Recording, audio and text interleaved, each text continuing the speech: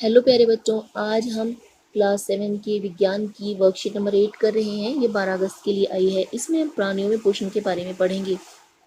चलिए बच्चों शुरू करते हैं। आज हमें मानव में पाचन के बारे में पढ़ना है।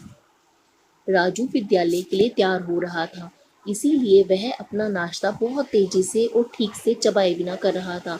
उसकी माँ ने उसे अपना भोजन निगलने से पहले ठीक से चबाने को कहा। क्या आप बता सकते हैं उन्होंने ऐसा क्यों कहा? चलिए पता करते हैं। भोजन का अंतर्ग्रहण मुख द्वारा होता है। भोजन को शरीर के अंदर लेने की क्रिया को अंतर्ग्रहण कहा जाता है। बच्चों, जब हम भोजन को मुंह से ग्रहण करते हैं यानी मुंह में खाते हैं तो इसे हम अंतर्ग्रहण कहते हैं। भोजन दांतों की मदद से छोटे छोटे टुकड़ों में पीस दिया जाता है। यह भोजन के पाचन एवं आसान अंतर्ग्रहण में मदद करता है। हमारे दांतों की आकृति भिन्न भिन्न है, उनके कार्य भी भिन्न भिन्न है। जब हम भोजन को खाते हैं तो हमारे दांत उसे चबाते हैं। हमारे मुंह में अनेक प्रकार के दांत होते हैं जिनके अलग अलग कार्य होते हैं। कृंतक, कर्तन एवं दंशन करने वाले दांत। ये ऐसे दांत होते हैं जिससे हम काटते हैं। ये मुंह के बिल्कुल सामने होते हैं और ये थोड़े बड़े आकार के होते हैं और वो भोजन को काटने में मदद करते हैं। रदनक, चीरने एवं फाड़ने वाले दांत। इसके साइड में 2 जोड़े रत्नक होते हैं। ये थोड़े पैने दांत होते हैं जिससे कि हम किसी चीज को चीर या फाड़ के खा सकते हैं। अगर चवर्णक, चबाने एवं पीसने वाले दांत। इसके बाद 2 जोड़े दांत अगर चवर्णक के होते हैं और ये दांत चबाने के काम आते हैं। ये थोड़े से जोड़े होते हैं। चवर्णक, चबाने एवं पीसने वाले दांत। ये हमारे दांतों के जोड़े में आखिर में उपस्थित होते हैं। ये 2 जोड़े या 3 जोड़े हो सकते हैं। ये सबसे ज्यादा चौड़े दांत होते हैं और इसकी वजह से ये चबाने के काम आते हैं।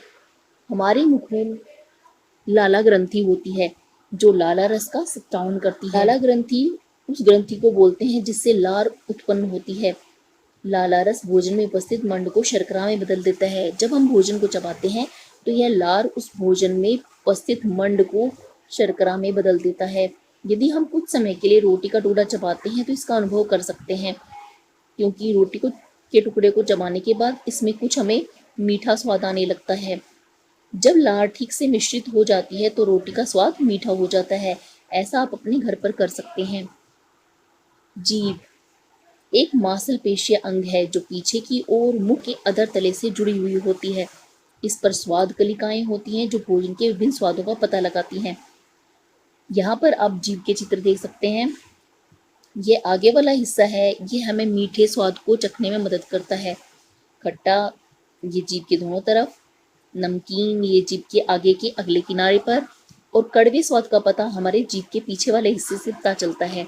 इसका कारण है कि हमारे जीभ पर स्वाद चखने की कलिकाएं होती हैं।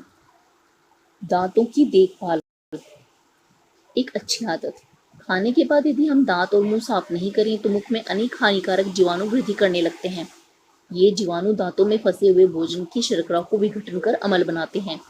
यह अम्ल धीरे धीरे दांतों को नुकसान पहुंचाता है। इसे दंतक्षय कहते हैं। दंतक्षय का अर्थ है दांतों में कीड़ा लग जाना। जब हम खाने को खाते हैं तो खाने के कुछ कण हमारे दांतों के बीच फंस जाते हैं। ये फंसे हुए कण हमारे मुंह में रहते हैं तो इस पर जीवाणु क्रिया करने लगते हैं और अम्ल बनाते हैं। यह अम्ल दांतों से अभिक्रिया करता है और दांतों में छिद्र कर देता है, जिसे हम साधारण भाषा में दंतक्षय ना कह के दांतों में कीड़ा लगना कहते हैं। इसीलिए प्रतिदिन हमें कम से कम 2 बार ब्रश या दांतों से दांत साफ करने चाहिए। कुछ भी खाने के तुरंत बाद कुल्ला करना चाहिए। अभ्यास के लिए प्रश्न। प्रश्न 1, भोजन करते समय हमें इसे ठीक से चबाकर क्यों खाना चाहिए? जब हम भोजन को ठीक से चबा के खाते हैं तो इसका पाचन आसान हो जाता है और अंतर्ग्रहण में भी ये मदद करता है। ये प्रश्न 1 का उत्तर है। प्रश्न 2, हम अपनी दांतों की देखभाल किस प्रकार कर सकते हैं?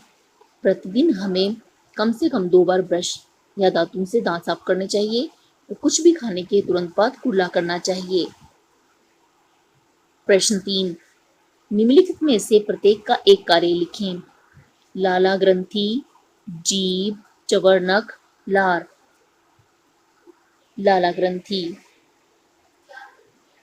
लाला रस को स्रावित करती है और लाला रस भोजन में उपस्थित मंड को शर्करा में बदल देता है। ये प्रश्न 3 का प्रथम हिस्से का उत्तर है।